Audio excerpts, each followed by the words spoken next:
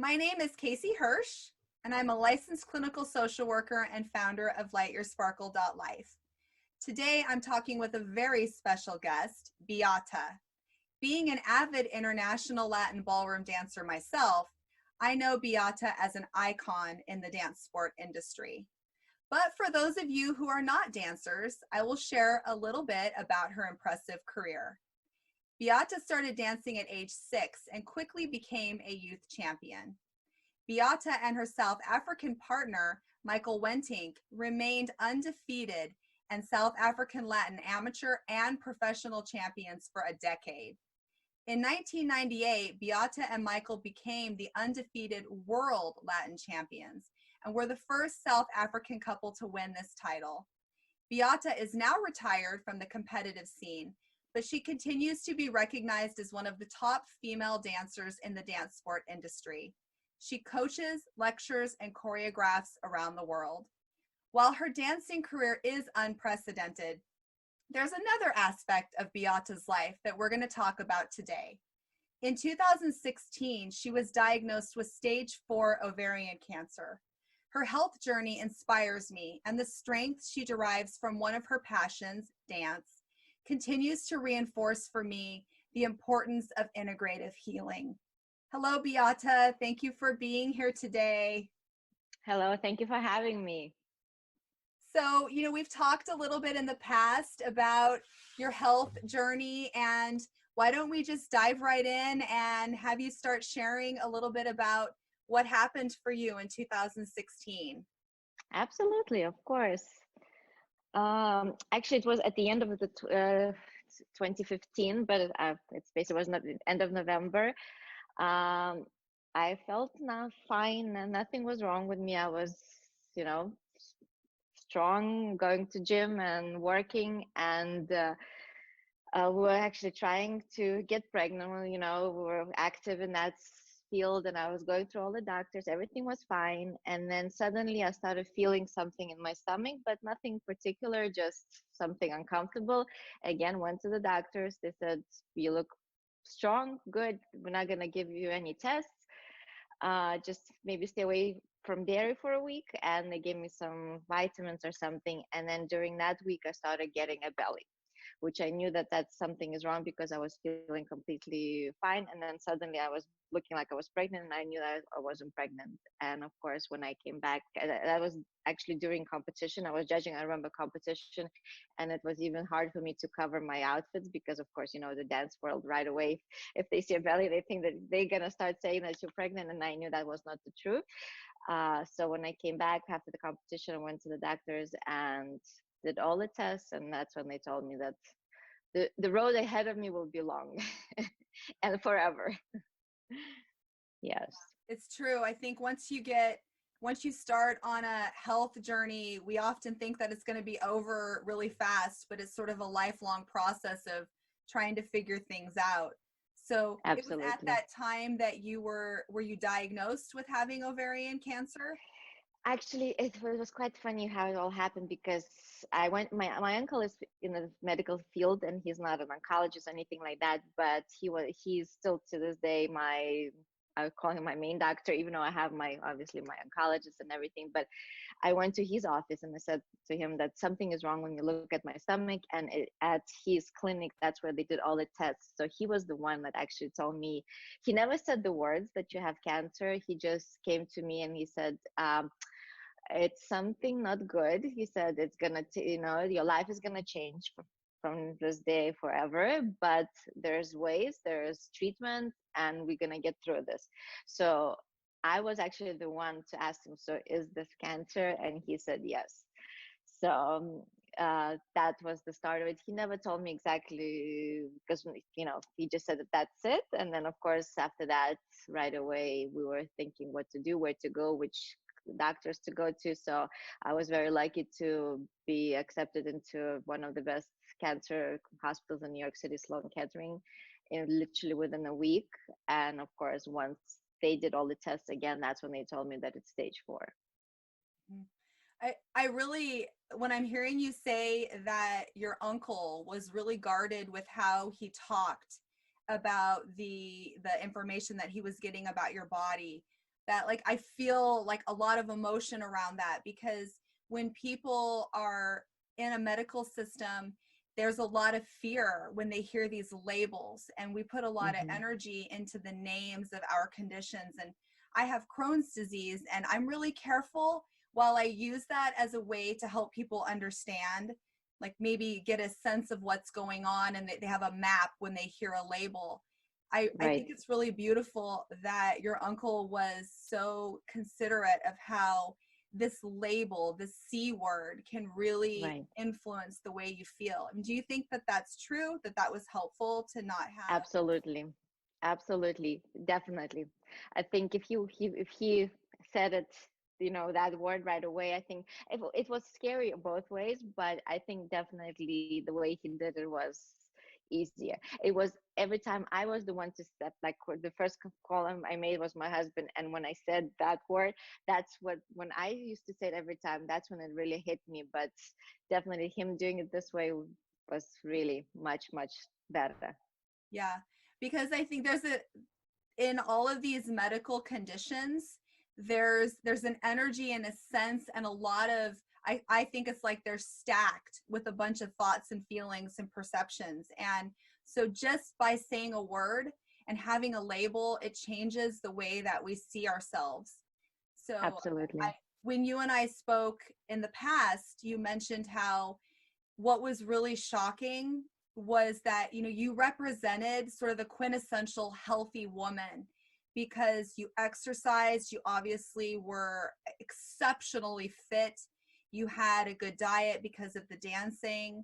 And so how did that, do you think, influence how you saw this coming into your life?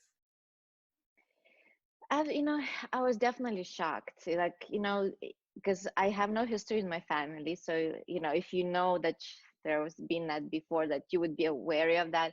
I had no history. My mom, my grandmas, they all are still here, and none of them had anything with that. And like you said, I was, leading a very pretty healthy lifestyle. Um, it was a shock. And of course, after everything happened, when I did all the tests, and I did a genetic test, and actually I do have the gene, the BRCA gene, which if I knew that before, maybe I would have, I don't know if I would have done anything different. I don't think so, but maybe I would have just been more wary of things. Because when the whole thing happened, I wasn't so much upset that actually that I got the disease, because at this, especially at that particular moment when I was going through it, I took it as a flu. I knew that, it's not good, but I knew that there's these things that I have to do, and at the end of the day, I will be. I just knew it. I felt it. Everybody around me felt it. Like the way they gave me all the energy that they gave it to me, I was fine with that. Why? What really hurt me the most, why I was so upset about it, that I can't have children. And if I knew that I had that genetics thing before, I could have done many different things. I could have maybe frozen my egg. I mean, there's so many options, especially these days. And for me, that was much more of a difficult time than actually having the disease. Yeah. And it's really easy to get focused on what ifs, because if we could look back on the past and know what was going to happen, then there's so many different steps that we can take. And unfortunately, in your case and in so many, it's like in that present moment, this is what happens. And you've talked about having a plan, and that you focus with your uncle on one step at a time. Can you talk a Right. little bit, Beata, about how how you did that, despite, I'm sure, being slightly overwhelmed, and then having some grief around the losses that you were already recognizing you were going to have to accept? Mhm. Looking back at things now, when everything was like, I feel like at that particular moment, like through the first few years, I felt like I was in a dream. Like now it's much more hitting me, like when I think about everything that I went through, than when I was then. It kind of felt like a dream. Like my husband was the one that's driving the ship, and I was just following him. Yes, of course I was involved listening, but I was just almost like, I felt like I was like a child, like it was between my husband and my uncle and my doctors, and they were all making plans, to thinking what's the best thing, and then I would be like, sure, let's do it this way. I really, looking back at it now, without them, I don't think I would be able to. I would I would be here. Like, I was really just going with the flow and just listening to what they were saying to me. And of course, I really trust my uncle because he's had something similar with his family, so he knows, even though that's not his, he's not a, like I said, oncologist, but he knows a lot of things that, his life mission has been ovarian cancer and research and breast cancer research. So I trust him with every part of my body, and most of the things that what we did, my doctors were completely agreeing with him.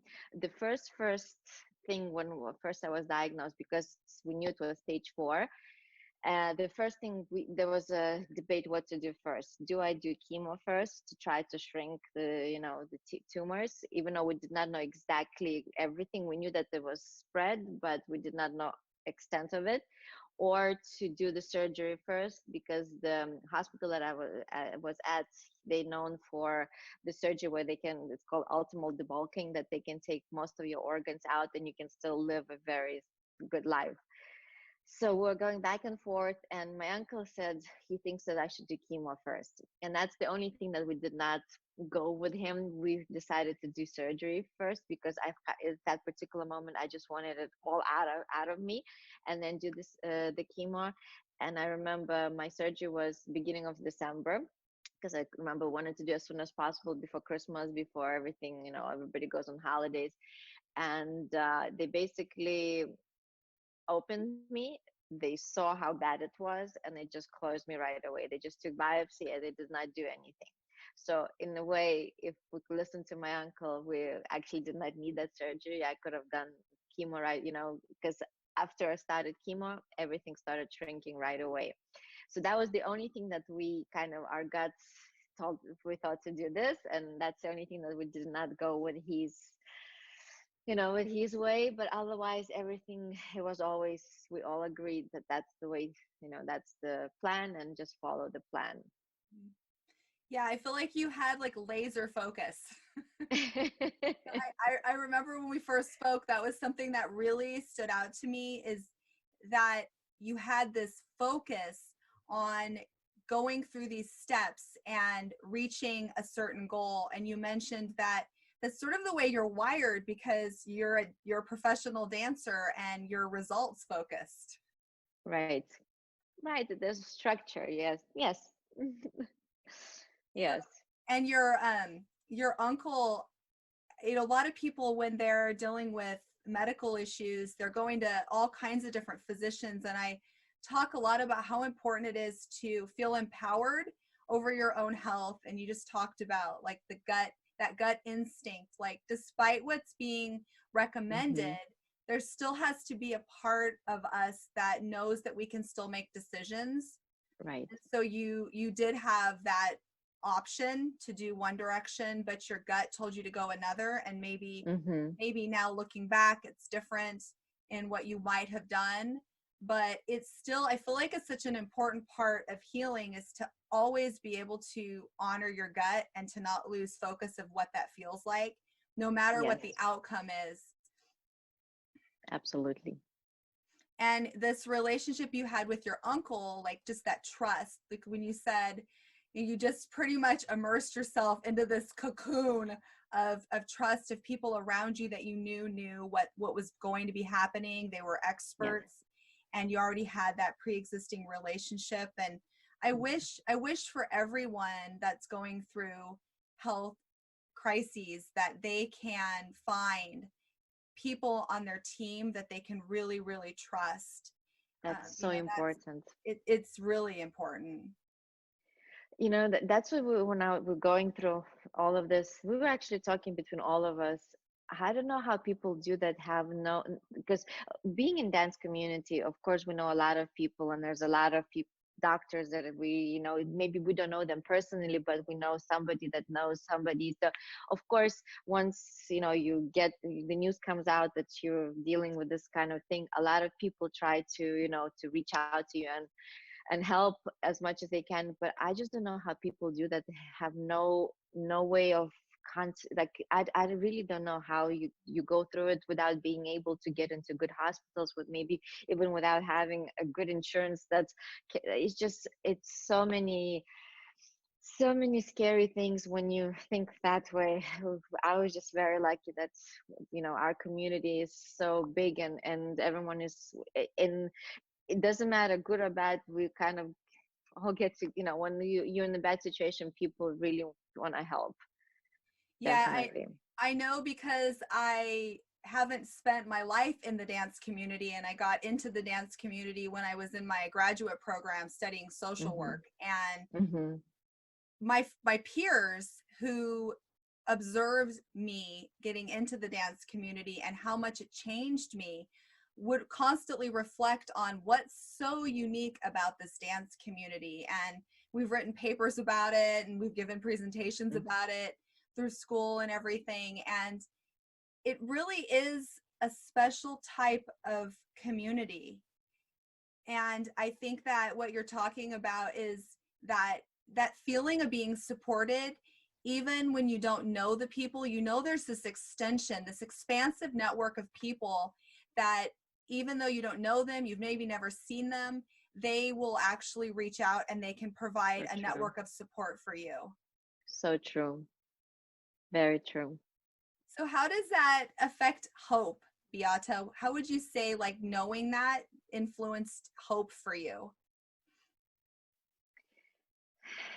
You know, it's just, when you have this positive, like this, I just felt from the family, from everybody in the community, in the dance community, there was so much positivity that when you have this bright light around you, then you, of course, then you just, your hope, like everything becomes easier. You like lighter on you, and you're then you see things differently.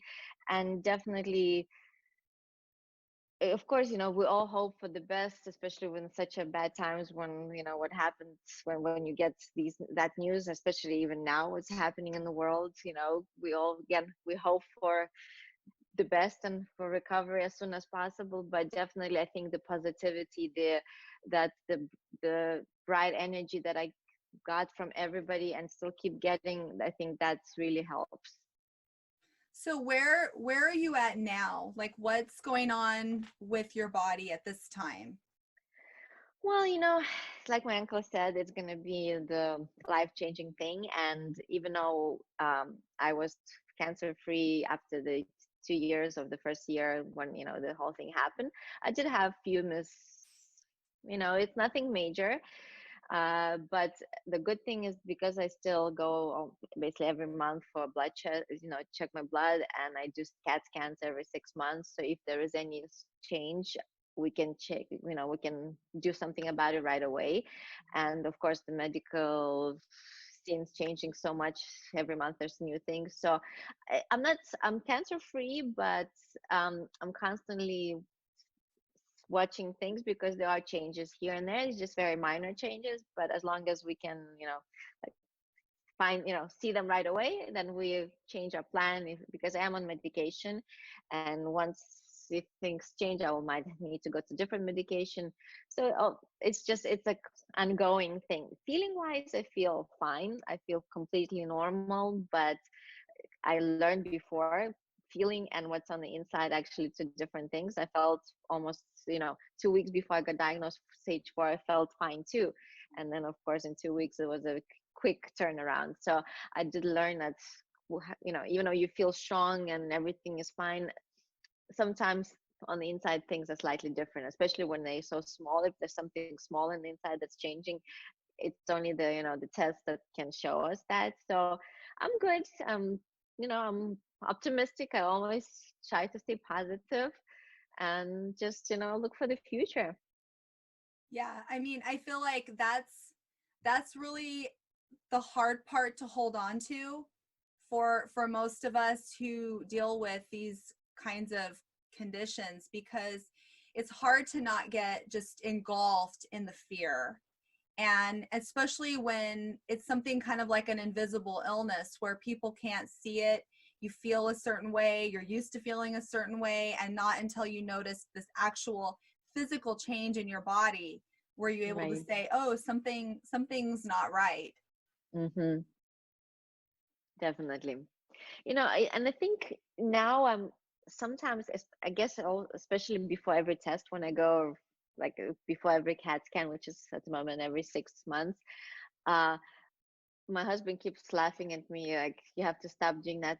I start feeling things. I think uh, after being, cancer free for six, whatever years, your mind starts playing with you. Before every test, you start feeling there's something is not right, and most of the time it's not that, but I think you start, after going through it once, you're much more wary, even though you're feeling fine. Like if there's something small, but before you'd be like, oh, it's nothing, now you start, oh, could it be? And right away, like, you start fighting with yourself. Stop saying that it's nothing, but then again, you feel something. So it's like this constant fight inside. But most of the time it's nothing bad, but I think it does change you a little bit, where before you would not even pay attention, especially as a dancer, as a sports person, you would be like, oh, it's pain, I'll just get through it. Now it's a little bit different. Maybe it's also changing with the age, as you're getting older, but I'm definitely having a little bit more of this, what am I feeling here? um, Yeah, and I know from the limited amount of time I've danced compared to you that one thing I've become more aware of is how to attune to my body. mhm. So, Beata, can you talk about what that's like? You said there's a difference because before you're used to sort of this strength because dancers you danced through, I'm sure, many injuries, and you're able to kind of put that pain to the side so you can get out there and do the Mhm. competition, do the performance. But how is that different from how you might attune to your body now?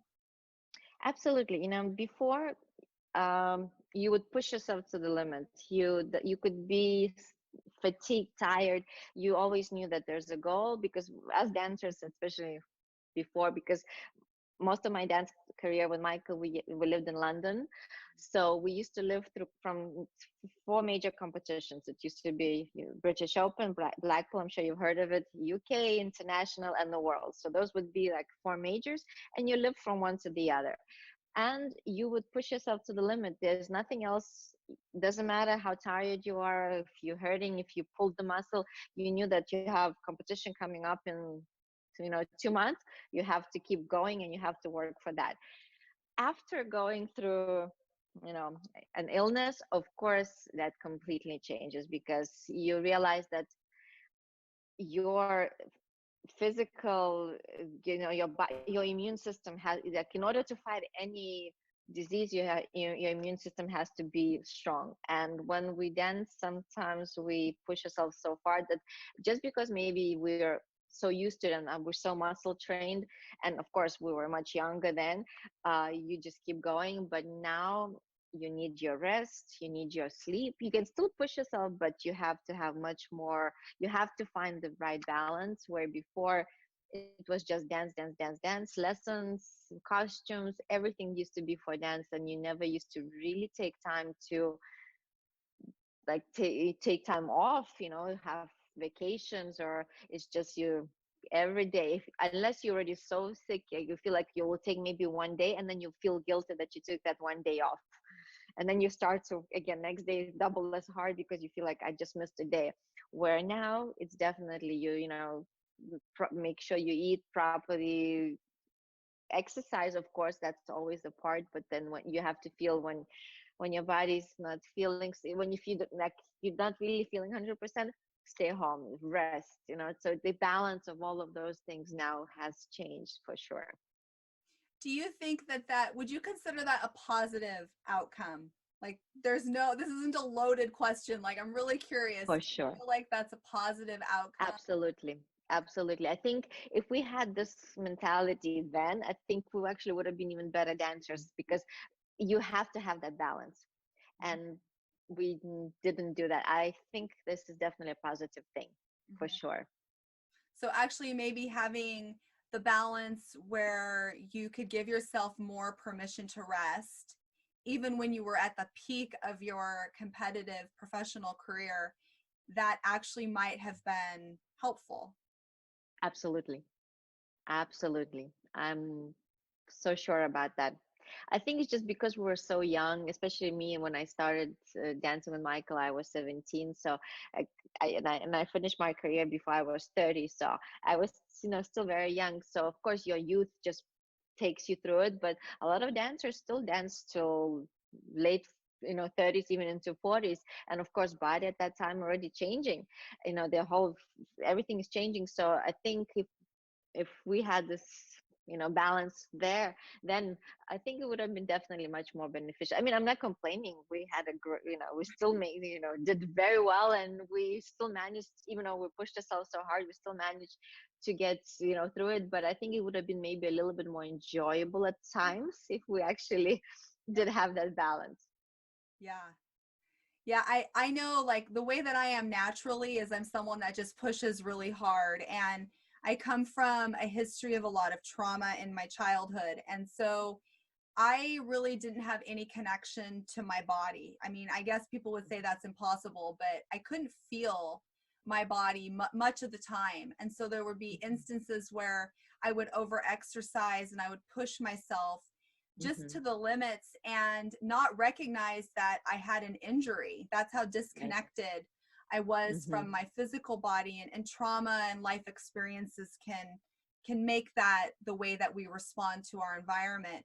But it wasn't until I started specifically doing Latin ballroom and having the coaches that I have now, Daniele Mm-hmm. and Cecilia, of course, who you know well, Right. that I learned this whole different way of relating to my body and being able to sense Mm-hmm. inside it. So in my case, when I have anxiety about symptoms, I used to just plow through them and ignore them. But now I'm more keenly aware of how to listen to my body because dancing has connected me to my body. Right. And I feel like that's Yes. something that's hard to explain to people who haven't experienced this type of dancing and the type of coaching, I suppose, that I've had with Danny and Cece. But it's Absolutely. really, You're in the very good hands.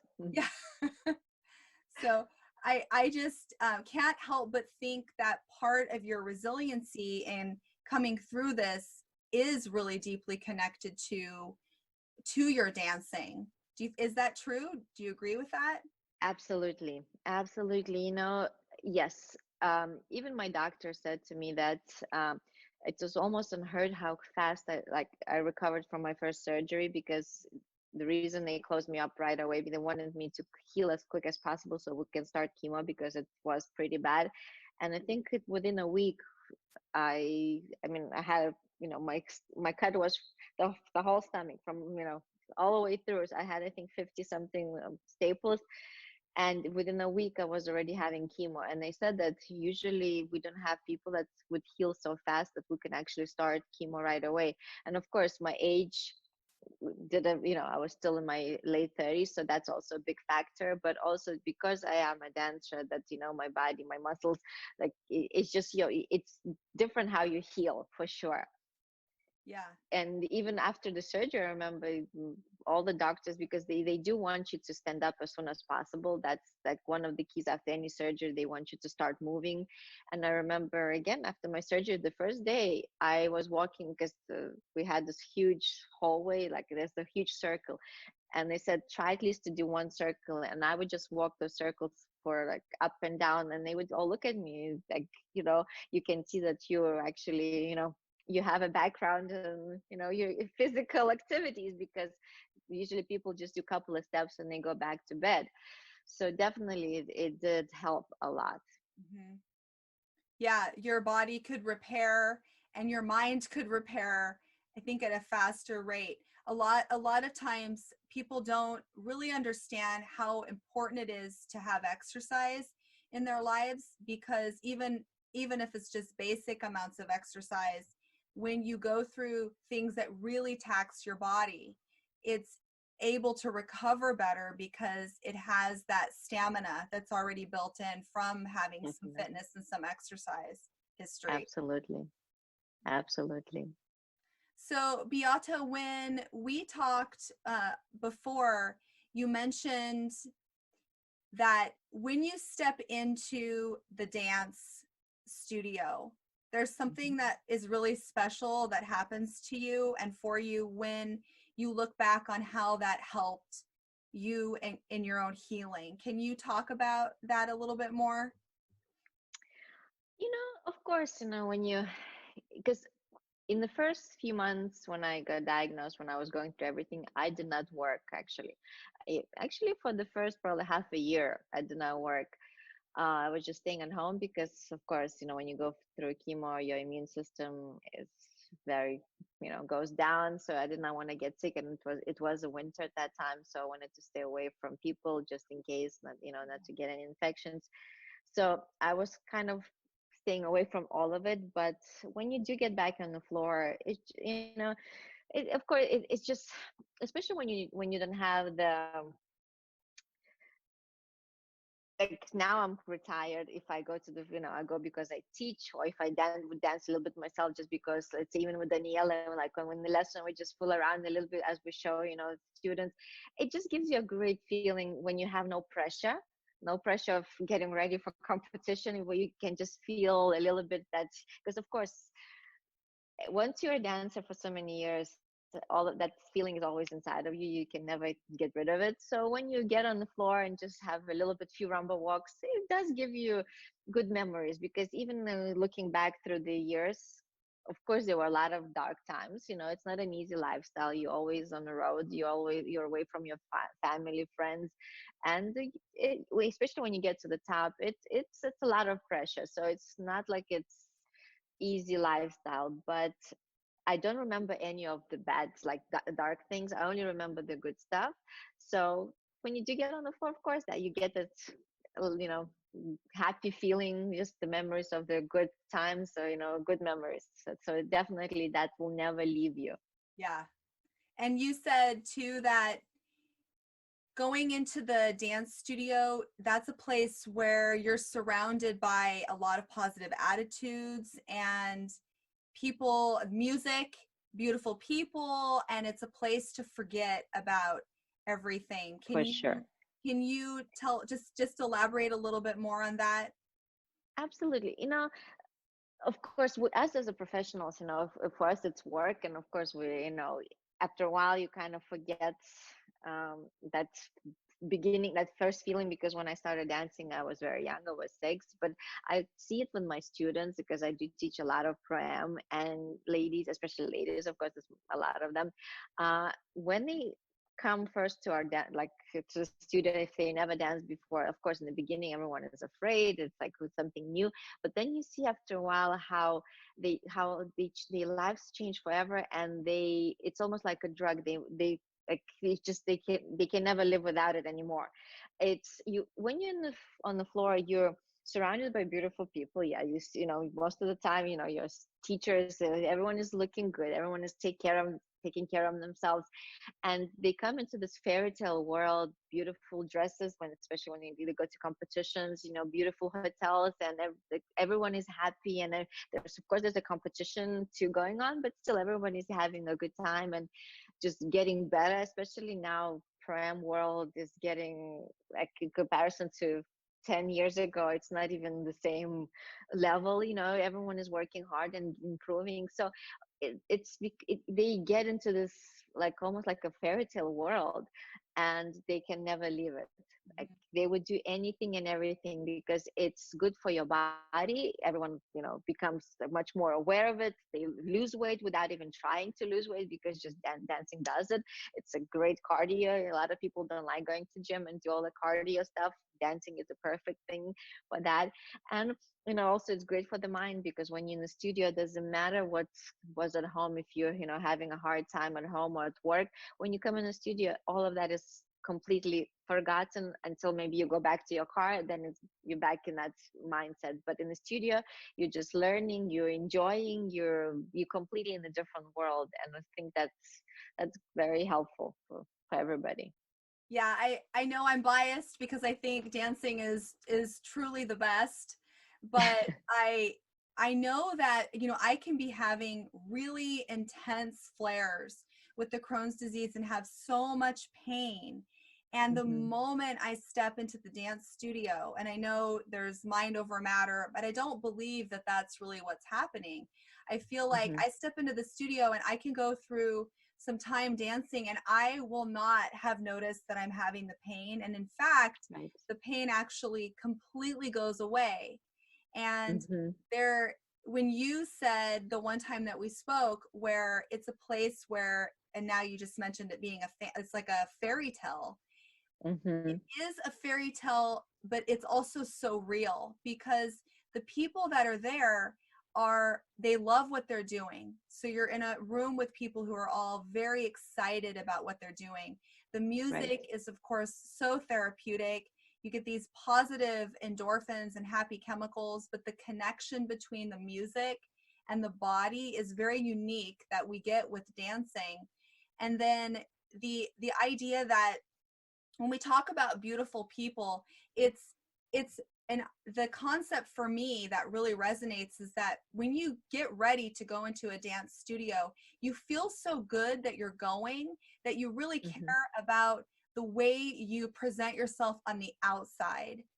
And I Mm-hmm. feel like when we, you know, put a nice dress on, or we do our hair, maybe put a little bit of makeup on, put on some dance shoes, that does wonders for our self-esteem and also for For sure. our our sense of being a woman or a man. It's really confidence building. And Yes. that's a rare blend that I feel like I've Mm-hmm. experienced in dancing, and I feel like that's some of what you're saying too. Definitely. So there's a Yes, lot to be said definitely. about mind body healing, but this is you know, definitely, I know people can create these feelings in other passions, and the most Mm-hmm. important point is that people find a passion that gives them all of those wonderful assets that make them feel good. But dancing is one example of how that looks for someone, especially when there's an illness involved, or even just mental health, what a boost it is for the Definitely. mental health. Absolutely. So Absolutely. And yes. Mm-hmm. no, go ahead. And I think also, there's a lot of course, there's a lot of different other things that people can do. But I think what's so beautiful about dancing, because it is a partnership, you are going there, it's not a solo dancing, you are dancing with another person, and just that communication, I think that's also a big part of why ballroom dancing is, so good for you, because there are other, dance communities, but a lot of them that does not include the partner. And I think because we do have, it's two people, and it's just that reaction, action, reaction to each other that makes a big difference as well. Hmm. Yeah, that's a really important point that you just made, because there's a doctor, Dr. Sue Johnson, who studies and talks about attachment. And for many of us, when we are young, we don't have a proper attachment experience with our caregivers. There's things that happen in our lives that break that attachment experience with a caregiver and a child. And throughout our lives, if we can find ways to restore that attachment, it helps with healing mentally and physically. And what you're talking about is something that, you know, I've long known, but I have also talked about, that there's an attachment experience that you have with your dance partner. Mm-hmm. And that's very restorative and heals in ways that are even at an unconscious level, because you have that connection with this person that is very intimate and very Mm-hmm. vulnerable at times. I'm Yes, sure you could talk a lot about, you know, that. absolutely. Yes, no, definitely. I think that's why it's so important, that's why a lot of times partnerships do break.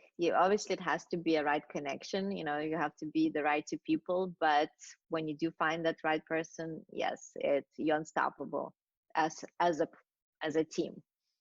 Yeah.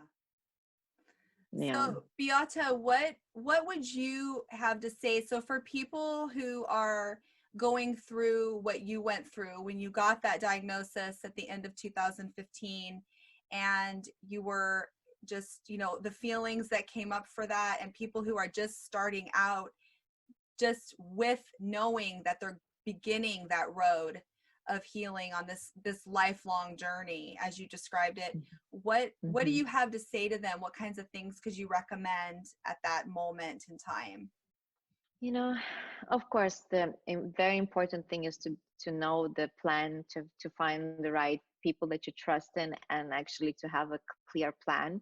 Don't just go by, we'll just take it as it goes. It has to be research exactly what you have. And of course, a lot of times it's all about just statistics, but if every like statistics have most of them as the same thing, it's probably the path to maybe to go that way. Of course there's always exceptions, but knowing exactly what you have and what's usually taking the next plans, so that's very important.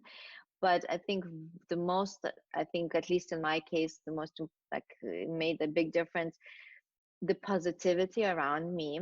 Besides that first day when I find out, and then when I had to tell every single person, when you say that first time to everyone, that's of course it's very hard and it's very heavy feeling.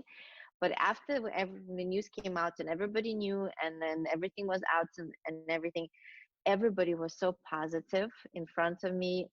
Who, like, I don't know what happened behind the closed doors, but in front of me, my family, my friends, there was never a feeling of that, oh, just like looking at me and showing in the eyes that they may be looking at me for the last time.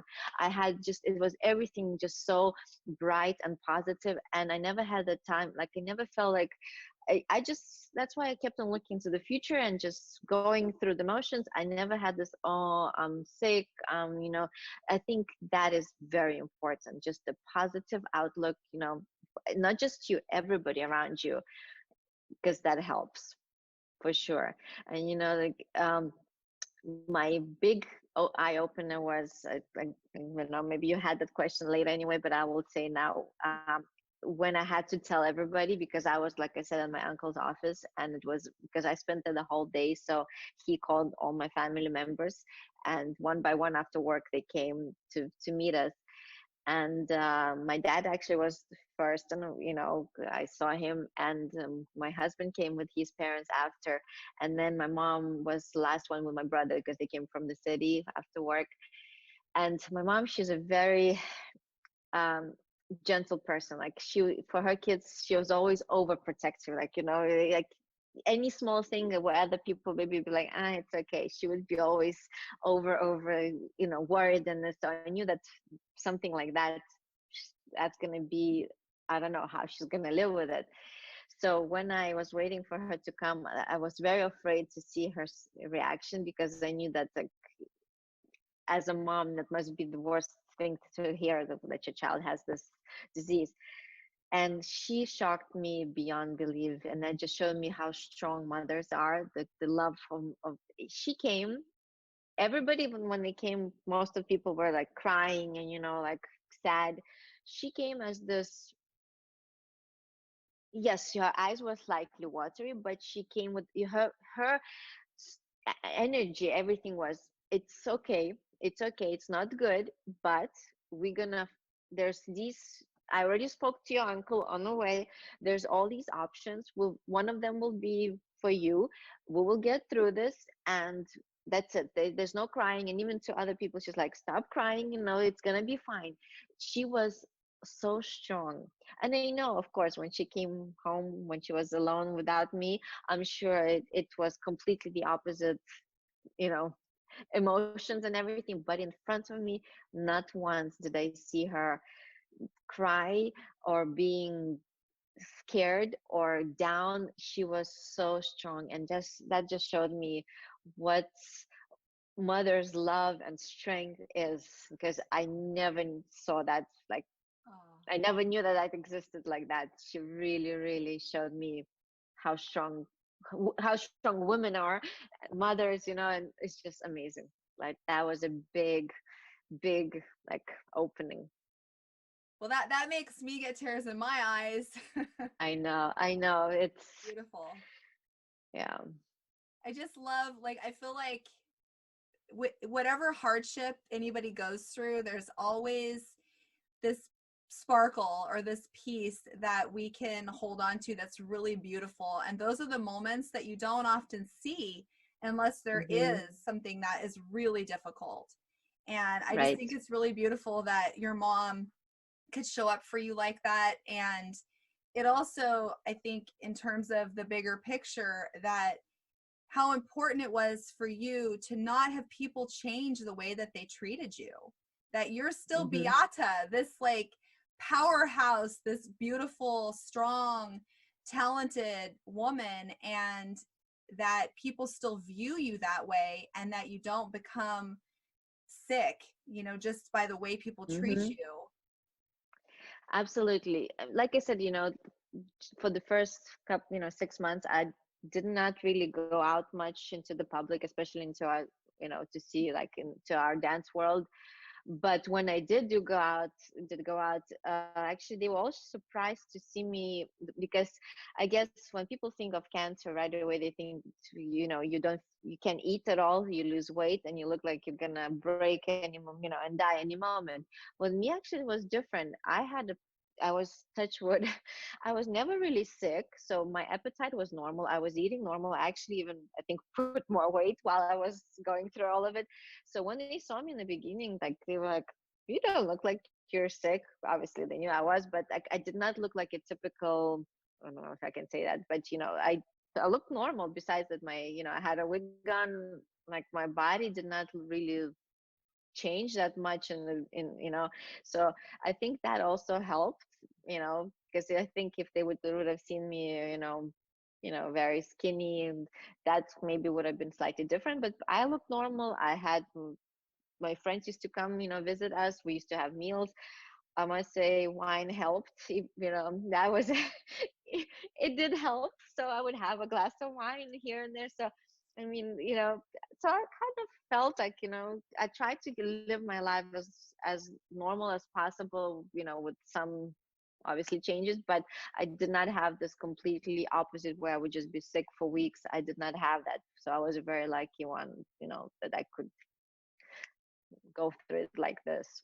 Yeah, definitely. I think it's part of what was your blessing, but also what was created around you. It's everything. And I feel like people can go through what you went through easier if they have the support that you're talking about, and they have the positivity. And even if we can't generate it from within ourselves, it's a lot easier to generate it when people around us are maintaining that. I used to say, we can hold hope for other people. As a therapist, I've seen clients through the years who were just so devastated and didn't think that they could ever, get their Hmm. lives back. And they were going through Hmm. just terrible, terrible situations. But there's always someone in our lives that can hold that hope for us. And when you see someone else doing that and having a positive attitude, that's very contagious. For sure. Absolutely. You're so right about that. Definitely.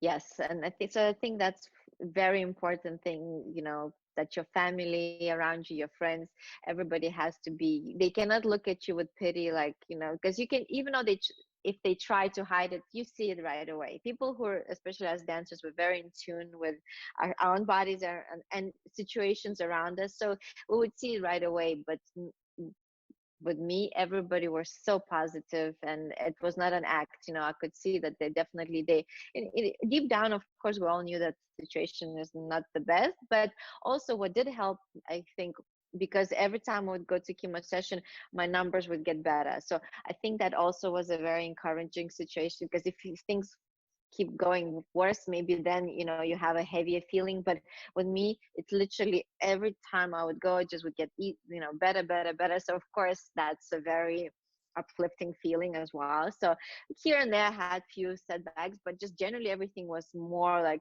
it was a slow climb, so of course that also helps. So I think it's a combination of everything, but definitely positivity, it's important.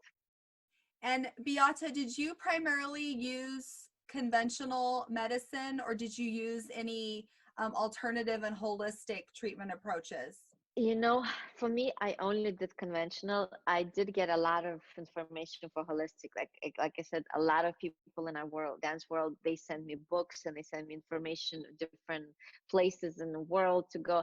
I think if nothing would have, I think we decided to go with this, with this approach, and because it was working, that's why I think we never even thought to try anything else. Of course, if nothing would have worked, and we would have tried anything and everything. But I think because everything was going so easy, like the things were getting pretty quick and easy, I think that's why we never really went any other ways. But I was never against that. I think there was just so much information from the beginning, but because my whatever we started with worked, I think that's why we never kind of put too much time to other stuff. Right. Yeah. I mean, when things are working, just stay the course, right? Exactly. And I mean, now when I speak to a lot of people, even doctors, like when they hear my story, they say that with my case, like what I had, it's less than 1% that actually stays alive. And a lot of times, when people ask you, what did you have? I said, ovarian stage 4. And the first thing when you say ovarian, usually everybody's like, and you're still here, because they have obviously most of the time for some reason ovarian cancer is a very deadly cancer, but they did, like everybody else keeps saying that you're just lucky. And I definitely think I had an angel on my side for sure. Many, But many angels. for sure, oh, definitely that's, yeah, I guess I'm one of the lucky ones. Yeah, I feel like that is part of what makes your story so inspiring, Beata. Like for me at least, is the fact that all the things that you talk about that were built in to help you with the healing process, because those are the things that I know are sometimes even more important than whatever intervention you do. It's the people around you and the support and the feeling of trust. I'm just really big on how that emotional mental part contributes to the healing and keeps the stress level low. But Mm-hmm. also when we talk about ovarian cancer, yes, I mean that is something that's a condition that is really quite scary and quite serious. So coupled with that, of course, it's one of those situations where you say, wow, she's still here, and it's quite remarkable. I do actually now thinking, of course, I went through the conventional, but my uncle, he gave me a lot of things that I was supposed to, and I still do most of them now, that helped me, that maybe my doctors would say not to do, but I kept doing. Like especially one of the things is I get the medical grade vitamin C that I get. Now it's a little bit less because with corona virus going around, it's not as easy to get it. But before I used to do it 2 to 3 times a week. Now I try to maybe do once a week. So I still do that, and I did that through my chemo and everything. I also, my uncle told me to get an infrared sauna that I have at home, that I go every single day for about 45 minutes, because what it does, it puts your internal body temperature so high that it actually kills cancer cells from the inside. So I did that. So I did do other things that maybe my doctors would say not to do it, but I just never maybe said everything that I was doing. But I do believe that that helped me as well, and it still does. I still do it. And so, of course, again, unless my uncle told me that, I would never known, because it doesn't say anywhere that it needs to be done. It just says you take a medication, you do your chemo, and you just maybe take some vitamin, or you just have a good diet. But I did have like these few things that maybe is slightly unconventional. Yeah. Yeah. And and your diet, were you just focused on just having a balanced diet, or were there any particular things that you tried to Um, avoid? I try to stay away from sugar because sugar also it feeds cancer cells, and try to stay away from dairy. In the beginning, I was very strict. I'll be honest with you. In the beginning, the first couple of months, I was very, very strict. Then I mean, it was not as strict, but I still tried to monitor as much as possible. But I did introduce, because I love cheese, so I did introduce some dairy, and here and there dessert also. So, but in the beginning, yeah, there was no sugar and no dairy. Mhm. And I don't eat that much red meat as it is, so that was not a big thing for me. So but those are the major things, like a lot of red meat, maybe not a best thing, sugar and dairy. Wow. Well, Beata, I know that our time is somewhat limited. Is there anything that you'd like to share that maybe we haven't covered? Trying to think. Just I think it's just overall, again, just doesn't matter what comes your life. A lot of a lot of people have bad things happen to them. I think we definitely have to stay positive. We have to be open to, yes, lives will change and we're probably going to have to adjust things, but I think we cannot be closed in and just only see that the bad part of it. We have to try to see a good part of it, because a lot of times things happen for a reason, even though they're really horrible things, but then you realize why that happened. Actually, it happened even with me, and I can kind of quickly say, when I got diagnosed, because before that you teach, you judge, you travel, so you're so busy. uh, I had this idea with one of the like a lot of people always used to ask me, let's design maybe some dresses, we can use your name or this or that, but I never had time and just never really got into it. But when I got diagnosed, like I said to you, I did not work for the first 6 months. I did not go anywhere besides my doctor's appointment. So during that time, me and some group of people, we started kind of working, and we actually have a company now that we make dance costumes. And unless I would have gone sick, I actually would have never had it. It's called Mason Dean. We do everything just made to measure. We have not, it's not like we have a stock of dresses or men's outfits. It's all made to measure. It's all for one client, one dress.